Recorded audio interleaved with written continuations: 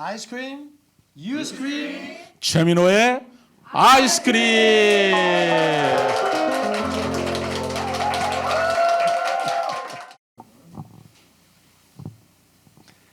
시청자 여러분 안녕하십니까? 안녕하세요, 시청자 여러분. 새해 복 많이 받으십시오. 오늘 정말 뜻깊은 날입니다. 최민호 아이스크림 유튜브 첫 방송에 나가는 날인데요. 그러네요. 제가 아주 가슴이 다 떨립니다. 다른 사람들이 하는 유튜브는 많이 봤지만 제가 유튜브를 하게 되리라고는 정말 상상도 못했거든요. 옆에서 우리 진호박 씨가 도와주시고 조언해 주신 덕분이라고 생각합니다. 그간 최민호 작가님께서 1년 정도 매주 금요일마다 대전 CBS 라디오의 최민호의 아이스크림이라는 프로그램을 저도 애청해 왔습니다. 내용이 너무 좋아서 많은 사람들이 사실 언제든지 시청할 수 있도록 유튜브 방송으로 기획하자는 제안이 있었는데 2020년 새해가 되면서 비로소 그 기획이 이루어지게 됐는데요. 달콤한 아이스크림 같은 남자 최민호 작가와 함께하는 최민호 아이스크림 첫 방송을 이제 시작해 보겠습니다. 감사합니다. 최민호의 아이스크림이라는 프로그램이 이름이 참 재미있습니다. 오늘 첫 방송을 시작하는데 우선 아이스크림이 먹는 아이스크림만은 아닌 것 같고 프로그램 이름에 어떤 다른 의미가 있는지요? 네, 우리 시청자 여러분께서 상상하시는 대로 먹는 아이스크림 맞습니다. 우리 진호박은 코코 콘서트를 하잖아요. 저는 최민호의 아이스크림이라는 그런 방송을 했는데요. 아이스크림 싫어할 분은 안 계시죠? 달콤하고 시원하고 부드럽고요. 근데 그 아이스크림을 영어로 달리 말하면 아이스크림이 됩니다. 그 뜻은 나는 외치다, 주장하다 또는 절규하다 그런 뜻인데 제가 그 먹는 달콤한 아이스크림과 주장한다는 아이스크림을 합쳐서 달콤하고 부드럽게 그러나 강렬한 외침이 있는 그런 방송. 그걸 하고 싶어서 최민호의 아이스크림이라고 이름을 붙여봤습니다. 그 아이스크림이군요. 그렇습니다. 아이스크림, you scream, we all scream 하면 내가 외치고 너가 외치고 우리 모두 외친다는 뜻이 되는데 미국에서는 이렇게 모두가 외치면 그걸 혁명이라고 합니다. 아이고 그렇군요.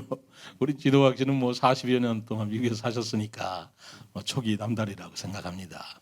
아주 재밌을 것 같습니다. CBS 방송에서 매우 인기 프로그램이었었는데요.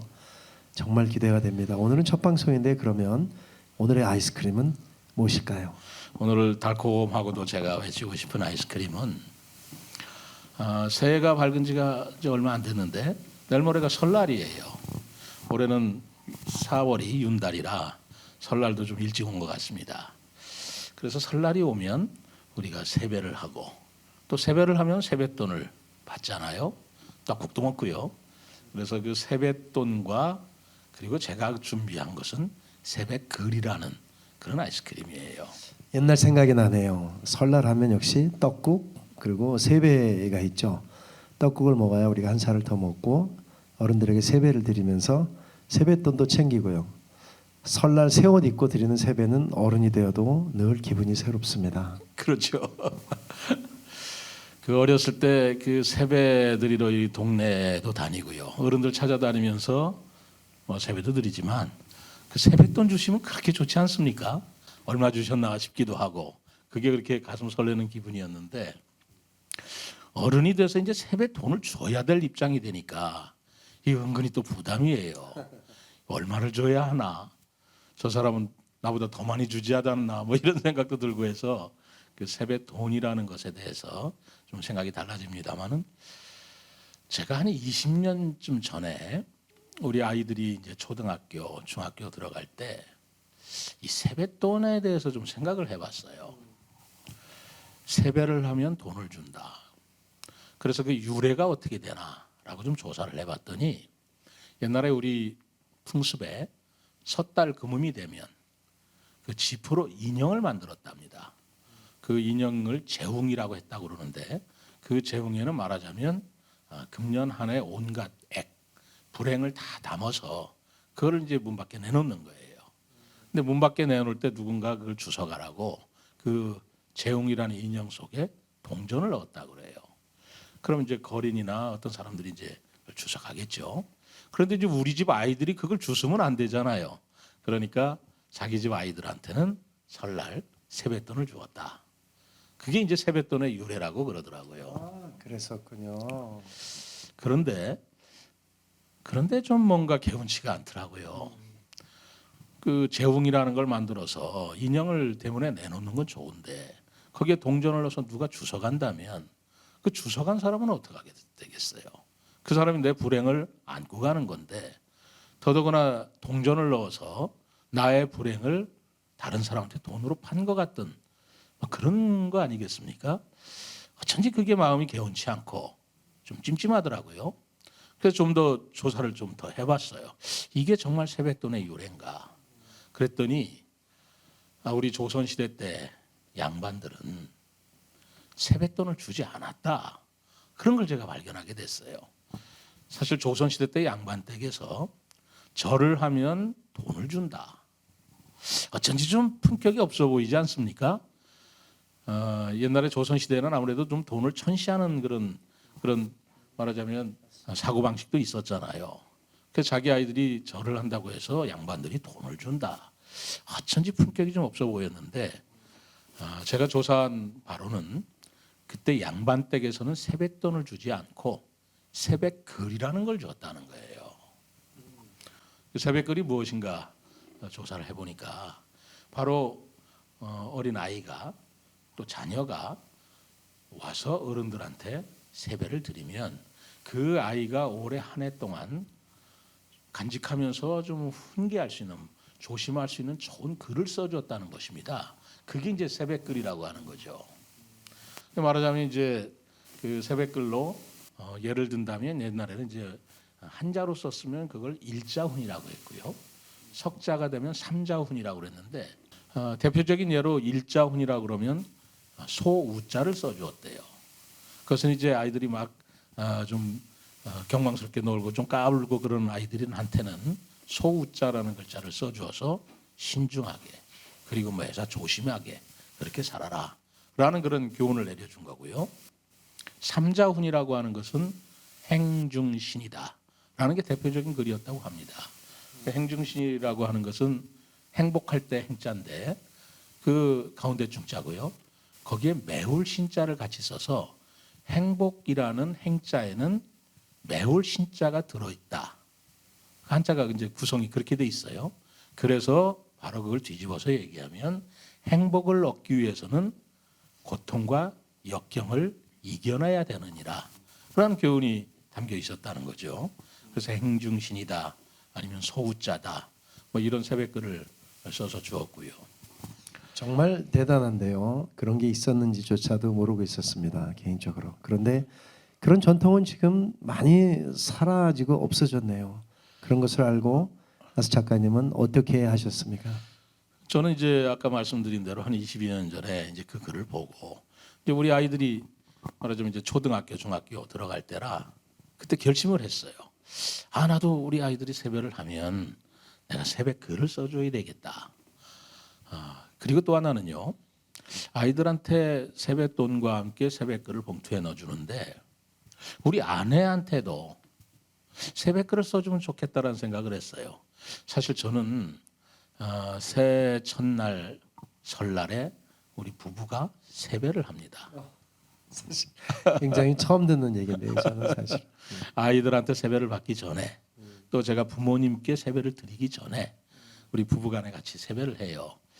생각해 보면 부부간에 세배를 맞절을 한번 해본 것이 결혼식 날밖에 더 있었겠나라는 생각이 듭니다. 그런데 생각해 보면 새해 첫날 부부간에 서로 세배를 서로 하면서 서로 맞절을 하면서 건강하시고 그리고 작년에 참 고마웠다고 그렇게 세배를 하는 게 뭐가 나쁘겠어요? 아이들한테도 참 보기 좋은 모습일 거라고 저는 생각을 해서 저도 한번 이번에 새해는 건강하시게 우리 시청자 여러분께서 매력 한번 있는 것 해보세요. 같아요. 와. 꼭 아이들 앞에서 부부간에 맞절을 합니다. 아주 대등하게. 그리고 저는 이제 세뱃글을 주죠. 그런데 또 우리 아내라 그러지만 세뱃 돈도 줍니다. 좋아하거든요. 돈 좋아하죠. 그러면 어떤 세뱃글을 써주십니까 보통? 옛날 같으면 이제 무슨 행중신이다 또는 뭐 소우자다.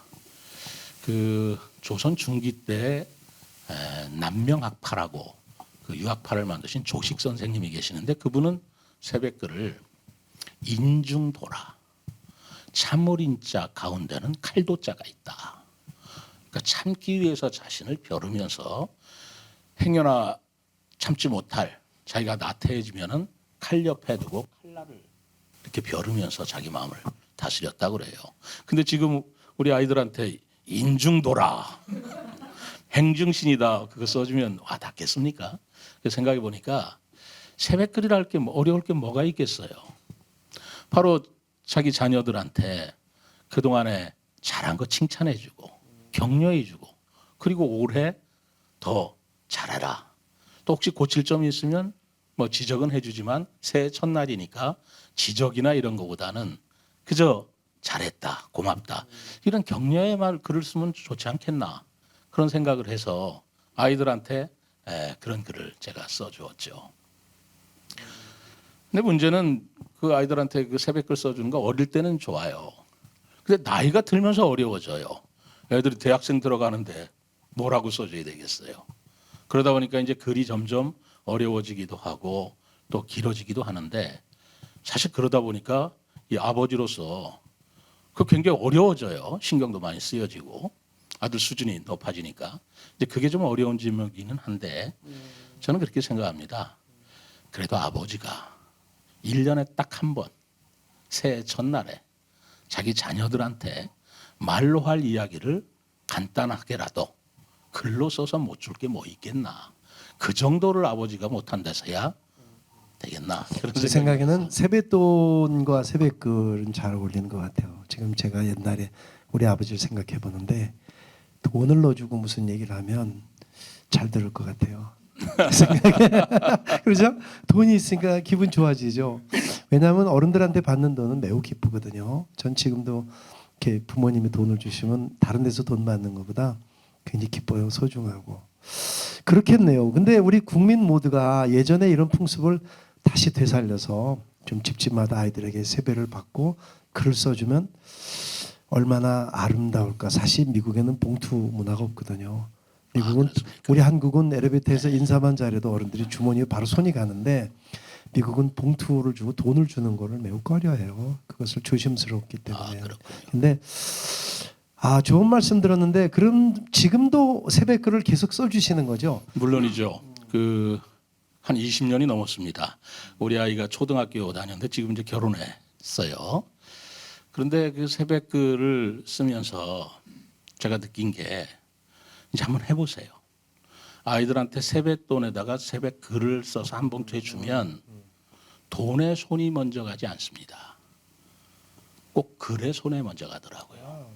그래서 글을 먼저 보고 뒤돌아서서 보고 칭찬을 잔뜩 해주면 애들이 또 눈물도 글썽글썽 그래요. 평소에 아버지하고 아이들하고 뭐 그렇게 정다운 살갑게 얘기하고 다닌다는 게 어렵잖아요. 바쁘기도 하고.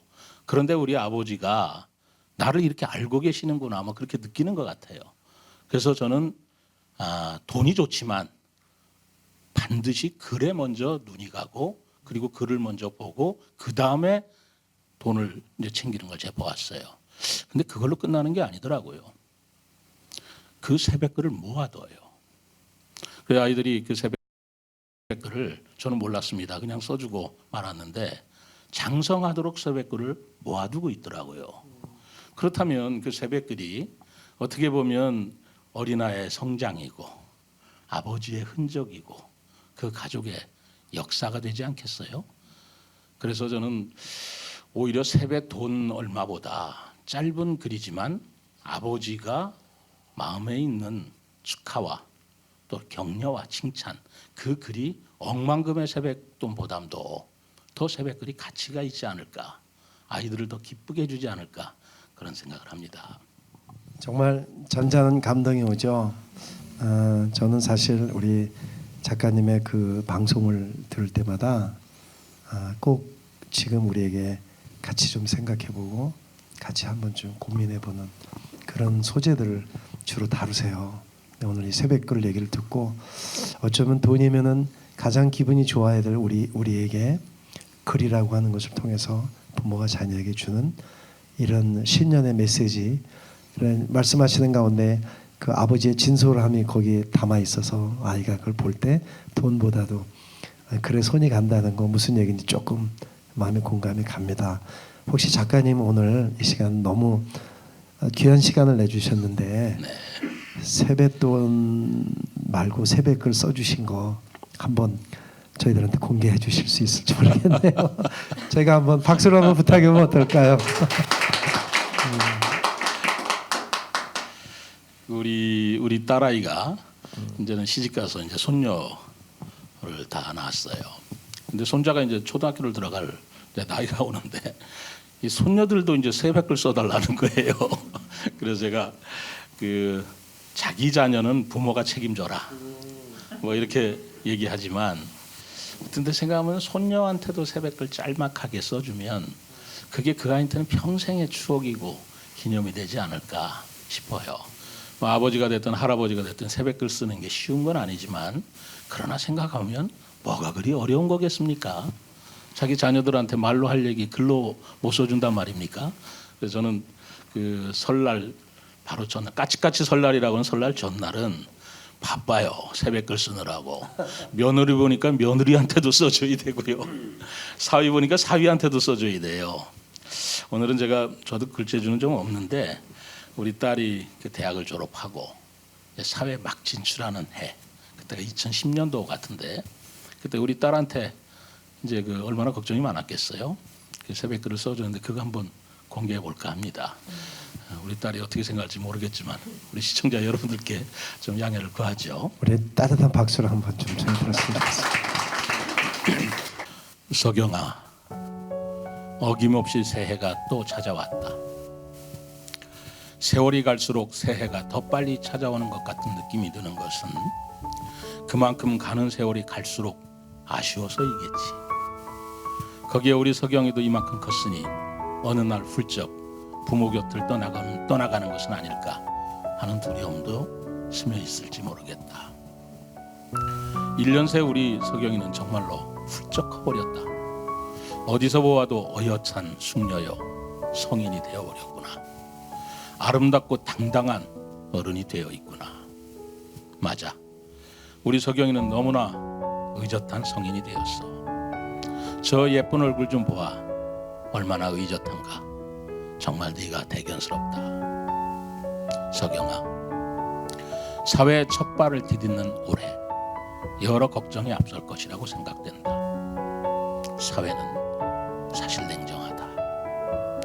이미 스스로 이 책임하에 이 세상을 헤쳐나갈 충분한 나이가 되었다고 하지만 이제까지 맞닥뜨리지 못한 새로운 도전들이 기다리고 있을 것이다. 그러나 걱정하지 마라. 비록 너의 결정이 내려지기까지 아버지도 조언은 하겠지만 일단 네가 결정을 하면 100% 너를 믿고 나는 너를 도울 것이다. 아버지가 도움이 될 수만 있다면 무엇을 아끼겠느냐. 아버지가 가지고 있는 모든 것을 너에게 쏟아 부어줄 것이다. 왜냐하면 아버지는 서경의 편이 아니라 너의 팬이기 때문이다. 자신 있게 그리고 책임감 있게 새해를 설계해 보거라. 너에게 앞으로 세상은 지금보다 더 넓어질 것이다. 너의 시야가 그만큼 커졌기 때문이다. 세상은 너에게 더 많은 것을 요구할 것이다. 내가 그만큼 더 해낼 수 있기 때문이다. 세상은 너에게 더 차가운 시선으로 다가올 것이다. 내가 그만큼 실수를 해서는 안 된다는 것을 알고 있기 때문이다. 그리고 세상은 더 좋은 것을 너에게 줄 것이다. 내가 한 일이 더 많아졌기 때문이다. 사회 초년생, 아직도 미숙하다고 말하는 사람이 있겠지만 너의 눈빛은 이미 능숙한 사람의 그것이고 아직도 배울 것이 많다고 말하는 사람도 있겠지만 너에게 가르쳐달라는 사람도 늘어날 것이다. 부족한 것도 많겠지만 네가 베풀 것도 많다. 아버지의 경험으로 볼 때 서경이에게 세상은 지금부터가 살맛나는 때가 아닌가 생각한다. 그러니 내 마음껏 멋지게 유감없이 후회 없는 한 해를 보낼 수 있도록 온 힘을 다해 재미있게 한 해를 살아보거라. 그리고 마지막 한마디, 가능한 베풀고 살거라. 사랑한다 내 딸 서경이. 새해 복 많이 받아라. 2010년 새해 뭐 이런 편지 같은 글인데요. 아니 제가 이 글을 듣는데 그런 힘이 있겠어요. 갑자기 이제 저는 이제 외국에 아버지가 계시니까 아버지가 이렇게 떠오르고 오래전에 아버지께서 저한테 카드를 보내신 게 하나 있는데 짧게 보냈어요. 진호야, 아빠는 너를 사랑한다. 그렇게 보냈는데 갑자기 제 오늘 이 편지를 듣는데 제 마음이 울컥하면서 아버지를 다시 한번 생각하는 그런 시간이었기 때문에 분명히 저는 이 편지에 큰 힘이 있겠다 그런 생각이 들었어요. 오늘 제 생각이 완전히 바뀌었는데요. 세뱃돈 맨입보다 이렇게 좀 한 해에 큰 힘을 얻는 이런 글 참 좋겠다. 저도 한번 시도해 보겠습니다. 한번 새벽글. 그게 새로운 것도 아니고요. 우리 조상들이 이제까지 해왔던 일인데 우리가 잠시 잊었던 거 아니겠습니까? 또 아름다운 것 아니겠습니까? 그렇다면 우리가 새벽글이라는 걸 한번 다시 새겨서 설날마다 짧은 글이면 됩니다. 뭐 외자도 있었다고 그러지 않습니까? 소우자 썼다는 뭐 그런 자 아니더라도 그래 네가 정말 자랑스럽다. 새해 건강하거라. 뭐 그런 얘기 아니더라도 뭐 그런 얘기라도 아이들한테는 얼마나 격려가 되겠어요. 저는 부모로서 우리 국민들이 설날이면 많은 국민들께서 세뱃돈도 주시지만 자기가 하고 싶은 자녀한테 하고 싶은 얘기를 글로 써서 주는 풍습이 자리를 잡는다면 정말 세계적으로도 한국은 정말 아름다운 나라고 가정교육이 제대로 된 나라고 정말 품격 있는 나라다. 이런 평가를 받지 않겠습니까? 얼마나 부러움을 받겠나 이런 생각을 해봅니다. 감사합니다. 우리 늘 문화적으로 감성적으로 접근해서 타치하세요. 그런 부분이 좋고 우리가 알고 있는 건도 다시 한번 얘기해서 이렇게 조근조근 접근해서 알게 해주시는 건데 어쩌면 글이라는 걸 우리는 이미 알고 있지만 새벽글이라고 하는 것을 통해서 오늘 우리에게 새로운 생각을 가지게 해주신 것 같습니다. 너무 감사드립니다. 우리 최민호의 아이스크림은 계속 그 행보를 이어갈 겁니다. 늘 여러분들 곁에서 이렇게 미처 생각하지 못했던 이야기들 그런 감성들 문학적인 부분들을 타치하면서 우리에게 접근해 주시길 바랍니다. 감사합니다. 자, 그럼 오늘 아이스크림은 어떻게 한번 외쳐볼까요? 그래서 오늘은 설날에 새벽글을 써서 줍시다. 세뱃돈보다도 마음을 담은 새벽글을 자녀들은 평생 잊지 못할 것입니다. 이렇게 외치고 싶네요. 좋습니다. 그럼 저희가 한번 같이 한번 외쳐볼까요? 힘차게 한번 외쳐볼게요. 설날에 세뱃돈을 써서 줍시다. 세뱃돈보다도 마음을 담은 새벽글을 자녀들은 평생 잊지 못할 것입니다. 여러분 최민호 아이스크림이었습니다. 감사합니다. 감사합니다.